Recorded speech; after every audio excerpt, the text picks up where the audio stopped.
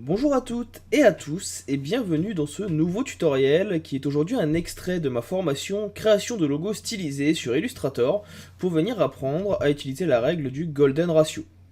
Au cours de ce tutoriel, je vous apprendrai à venir réaliser ce petit oiseau et vous y découvrirez les différentes étapes pour pouvoir venir le reproduire.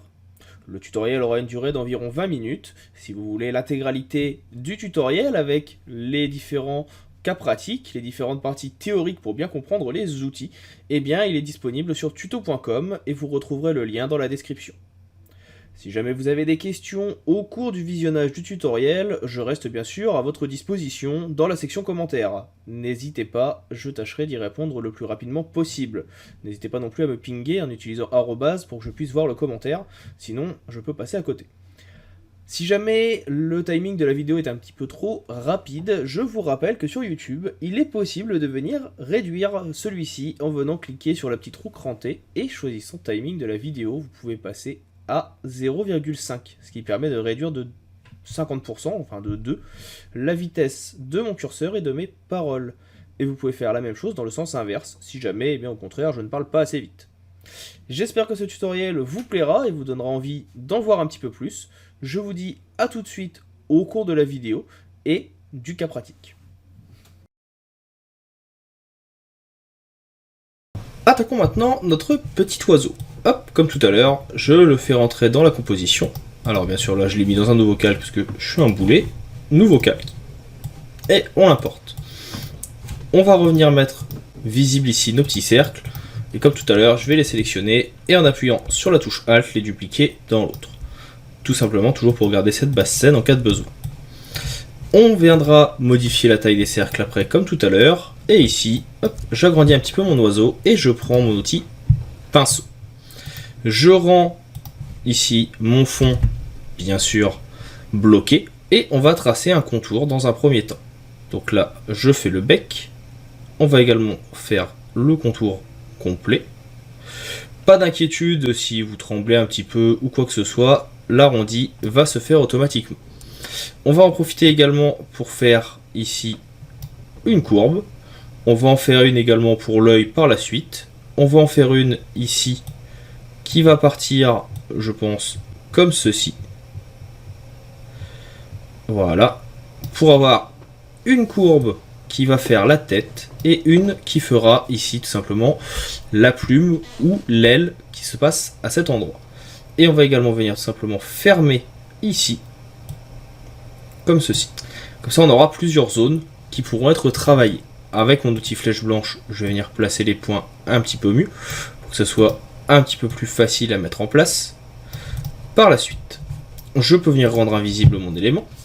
Là, je vois que j'ai mis un petit point qui ne sert à rien. Je vais le supprimer. Et ici, je vais venir zoomer avec un CTRL+, pour placer un petit peu mieux mes points, pour que ça soit plus simple par la suite, pour savoir où je vais devoir placer mes éléments. Une fois que cela est fait, je vais sélectionner le tout et faire un CTRL-G pour grouper. On va venir bloquer ce calque. Je prends mes différents cercles et je vais tout simplement donc venir réduire la taille pour que ça soit à peu près de la taille de mon oiseau. Donc je déplace et ici on voit que je n'y suis pas forcément. Hop, là on y est presque. On va réduire un petit peu en restant appuyé sur majuscule et là on est pas mal. Je sélectionne le tout, je remets sur le côté et on va pouvoir commencer à venir placer nos différents éléments. Donc là par exemple je vais prendre le grand et on va voir ici que on a à peu près ici le tracé que l'on veut pour le grand. Donc si c'est trop grand, on va pouvoir prendre la taille intermédiaire, ici, et on le place comme ceci. Donc on a déjà tout cet angle qui va apparaître.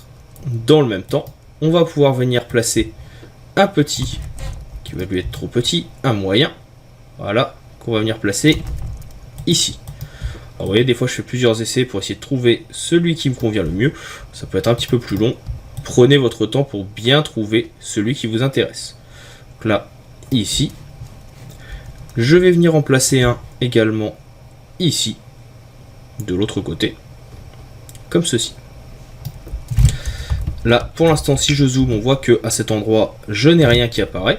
On va en mettre en place. On va prendre ici donc le moyen, encore une fois, et là on va le mettre de l'autre côté. Alors, soit on le met à l'intérieur pour garder ce côté arc de cercle qui va aller juste en bas. Donc pour ça, il faut vraiment prendre un petit peu plus grand. On va faire un double arc de cercle. Et on va venir faire la même chose de l'autre côté. Donc on va essayer de se placer comme on peut ici. On va venir placer encore une fois là un rendu de l'autre côté. Là, c'est pas assez grand. On va prendre le plus grand. Là, on va avoir un arc de cercle qui peut être un petit peu plus intéressant. Comme ceci. Et là, je vais pouvoir sélectionner le tout dans un premier temps et déjà commencer à enlever un petit peu de matière avec mon concepteur de forme. Donc déjà, tout ce qui est ici, ça ne va pas m'intéresser. On va enlever... Alors celui-là, je vais le garder pour l'instant. Et on va avoir donc ici toutes les formes qui vont rester visibles. J'enlève celui-ci et on commence à avoir quelque chose d'un petit peu plus intéressant. Je vais ici fusionner l'intégralité des formes restantes pour avoir le tout et pouvoir les réutiliser par la suite. Si jamais vous avez des petits morceaux récalcitrants, on sélectionne celui-ci, on voit que c'est le premier, et après je vais tout simplement venir sélectionner les autres et je vais les supprimer comme on l'a fait tout à l'heure. Maintenant, on va revenir donc en dézoomant et on va pouvoir commencer à attaquer les suivants. Donc là on va avoir des éléments qui dépassent sur celui-ci, pas d'inquiétude, on va venir s'en occuper par la suite. Donc je vais venir ici récupérer un élément. Donc on voit que j'ai la forme à peu près de mon aile. On va avoir également la forme qui va apparaître ici. Donc ça nous permet d'avoir quelque chose d'assez intéressant très rapidement. On va avoir ce côté-là qui est prêt. Ce côté-là qui va être prêt également. Et on va venir également donc en préparer un troisième. Donc là, je vais juste ajouter un petit effet d'arrondi avec le grand. De cette façon, ça va faire comme ceci. Et on va pouvoir venir descendre jusqu'ici. Maintenant, il faut également qu'on ait la partie qui remonte ici. Donc pour ça, je vais créer un troisième cercle. Il va être un petit peu petit. Je vais prendre le plus grand. Et on va venir le placer ici. Je sélectionne de nouveau le tout. Vous voyez que je le fais zone par zone. Hein, pas la peine de vouloir tout placer d'un coup. Ça ne sert à rien. Là, hop. Je supprime, celui-ci je le supprime, là on sait que ceux-là ils vont aller ensemble, donc je vais pouvoir venir resélectionner également celui qui est en dessous que j'ai bloqué tout à l'heure, je sélectionne, avec mon sélecteur de forme, hop, je fusionne ceux-là, on va prendre celui-là aussi, et là on va pouvoir avoir la fusion de cette aile en une seule partie. De cette façon, on a donc deux éléments qui vont être créés.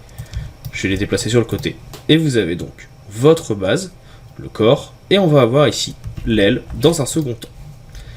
On les garde toujours de côté, et on continue à tracer la partie restante.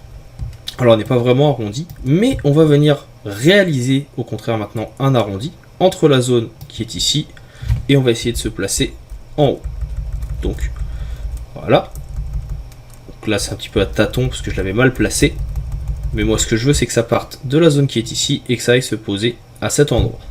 Donc là je suis pas mal. Et là maintenant si je sélectionne les trois directement, normalement je devrais être pas trop mal. Alors, forcément je l'ai pas assez bien placé. On va décaler encore un chouille. Voilà. Et là, alors, on va zoomer pour que ce soit un peu plus visible.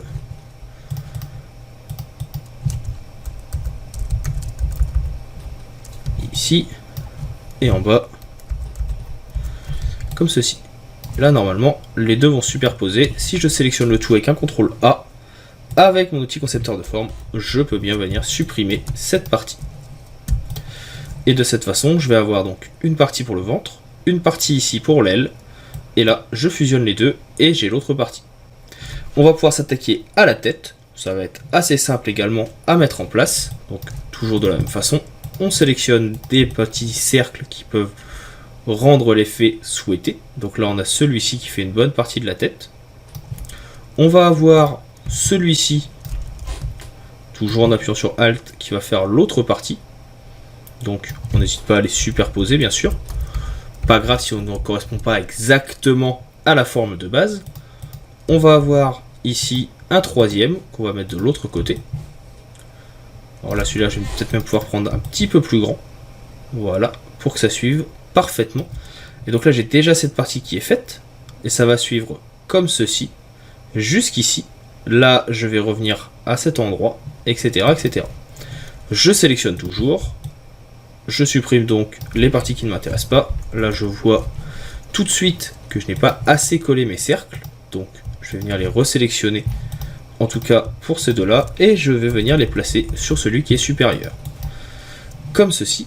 Et là, normalement, après mon petit CTRL A, avec le concepteur de forme, on devrait voir la différence. Encore une fois, ici, c'est pas assez. Je vais juste baisser celui-là de quelques pixels. Et là, on devrait être pas mal. Et là, on a donc celui-là. Voilà. Donc, là, je vais fusionner ceux-là, qui ne bougent pas. D'ailleurs, on peut même prendre cette partie-là. Ici, je vais fusionner comme ceci. Ça va être la tête. Et pour le reste, eh bien, je supprime ce qui ne m'intéresse pas. Et ici, je vais juste revenir fusionner le corps en une seule partie. Et on va s'attaquer maintenant à la dernière partie, qui va tout simplement être le bec. Donc là, pour ça, je vais prendre quelque chose d'assez grand. On va faire un bec ici. On va refaire la même chose juste au-dessus, comme ceci. On va le placer en haut. Je sélectionne le tout. J'ai même pas besoin de sélectionner le corps. Ce qui m'intéresse, ça va être de venir supprimer cette partie, celle-ci. Je peux même supprimer celle-ci qui ne sert à rien. Et là, je vais fusionner les deux. On vient zoomer pour être sûr de rien oublier. Je me rends compte au passage ici que ces parties-là peuvent être fusionnées. Celle-ci aussi. Et que mon bec est tout seul ici. Si je dézoome, je viens récupérer mes éléments. Je peux rendre invisible le calque du dessus. Et j'ai mon oiseau qui est maintenant prêt à être mis en place. On voit qu'il y a quelques petits éléments ici qui peuvent encore être modifiés. Donc là, par exemple, on voit que j'ai un petit bout qui n'est pas forcément adéquat. Là, je vais tricher un petit peu. Je vais récupérer cette partie et je vais la faire parvenir à cet endroit. Pareil ici, j'ai un petit bout qui dépasse. Je ne vais pas hésiter à le supprimer. D'ailleurs, on les retrouve dans les calques. C'est les seules parties qui sont en général pleines. Je peux les sélectionner, les supprimer directement. Vous pouvez même venir tester. En venant cliquer sur les petits points ici, ça vous permet de sélectionner les éléments. Et vous verrez de cette façon qu'est-ce qui a été réalisé ou non et qu'est-ce qu'ils contiennent. Là, c'est un cercle, ça ne nous intéresse pas. Là, c'est la tête. Là, c'est le bec. Cette partie-là, elle ne correspond à rien. Hop, on supprime. Ça fait une épaisseur en moins. Et là, maintenant, de nouveau, je vais pouvoir sélectionner avec un CTRL G. Et de cette façon, j'ai mon oiseau qui est prêt à être mis en couleur. Et on va voir ça tout de suite, dans la prochaine vidéo. Attaquons maintenant donc la couleur de notre petit oiseau. Avant, je vais juste venir faire quelques petits réglages. Je vais venir sélectionner le tout. Et ici, en venant rester cliquer sur l'outil Sharper, j'ai également un outil arrondi.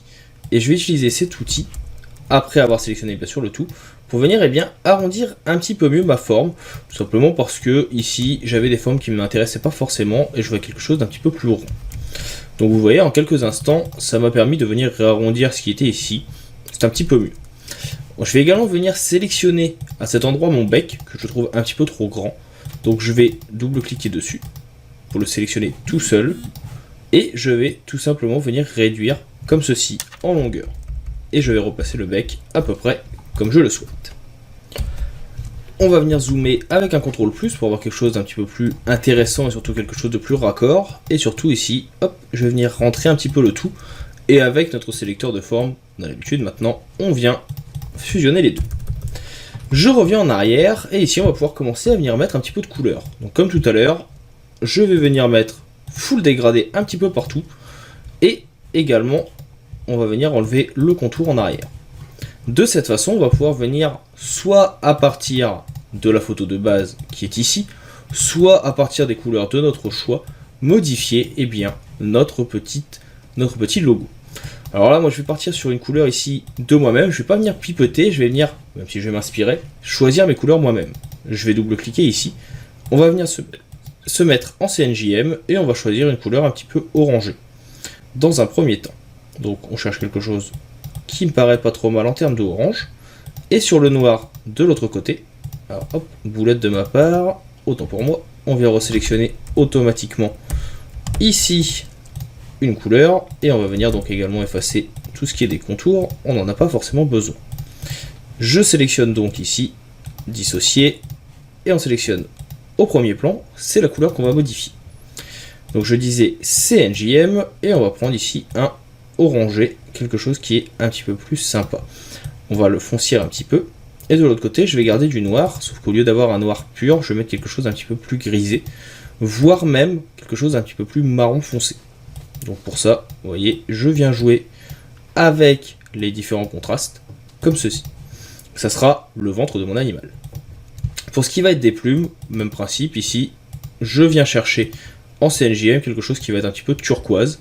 Et de l'autre côté, je vais prendre un turquoise, mais d'une autre couleur, prendre un turquoise un petit peu plus foncé, pour avoir un petit peu de relief. Je vais sélectionner le même ici pour l'aile du dessus, et pour le crâne également. Et pour ce qui est ici de mon bec, je vais garder ici un noir et blanc, mais je vais juste modifier l'angle de la luminosité. On va se mettre à du 90 par exemple.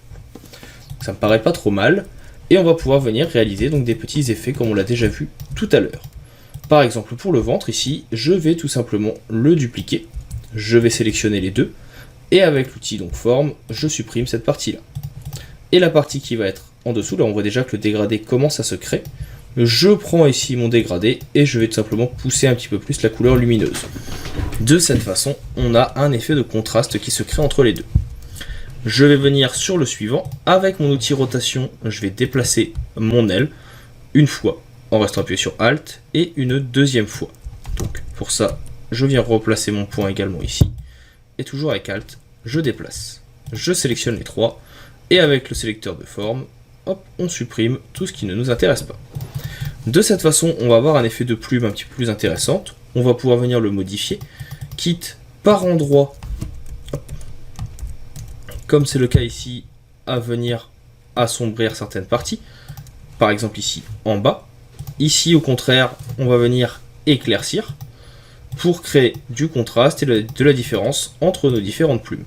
Et ici, je peux même venir ajouter un petit effet radial, donc qu'on va pouvoir augmenter. On va pouvoir même modifier ici l'espacement. Là, on va ouvrir un petit peu plus et on va avoir donc cet effet de plume qui peut être intéressant pour notre aile.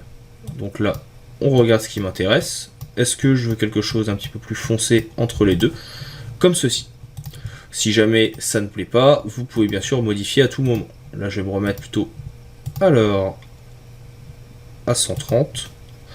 On peut même modifier l'angle de nous-mêmes, hein, bien sûr avec les flèches, ça permet de le voir tourner en direct. Alors je vais essayer de trouver un angle qui m'intéresse, ça peut être plus ou moins long. Là on tourne totalement notre relief, comme ceci. Une fois que cela est fait, on va faire le deuxième ici. Là je duplique, comme on l'a déjà fait, en appuyant sur Alt et majuscule, je sélectionne les deux, concepteur de forme, on appuie sur Alt pour supprimer. Et ici, juste sur celui du bas, au contraire, je vais le rendre un petit peu plus lumineux. Ça va créer un léger reflet, un léger relief. Et de l'autre côté, de la même façon qu'on l'a fait sur celle du haut, je vais reprendre ici la couleur. Je vais modifier l'angle pour avoir quelque chose qui va m'intéresser un petit peu plus. Donc là, on va faire tourner le tout. On va prendre quelque chose d'un petit peu plus bleu clair. Le bleu foncé ici, on va venir le rendre un petit peu plus lumineux, un petit peu plus turquoise, comme ceci. Et en termes d'orientation, donc là on va venir tourner, donc il faut bien sûr faire des essais pour retrouver quelque chose qui nous convient plus ou moins. La 135 ça me plaît pas forcément. Hop. On va voir ici, donc on va plutôt se remettre en linéaire, c'était un peu plus intéressant tout de même. Et ici, comme ceci, voilà, on va avoir un relief un peu plus intéressant. Là, du coup, mon relief est peut-être un petit peu trop important. On va mettre juste un léger effet 3D, comme ceci. On va zoomer.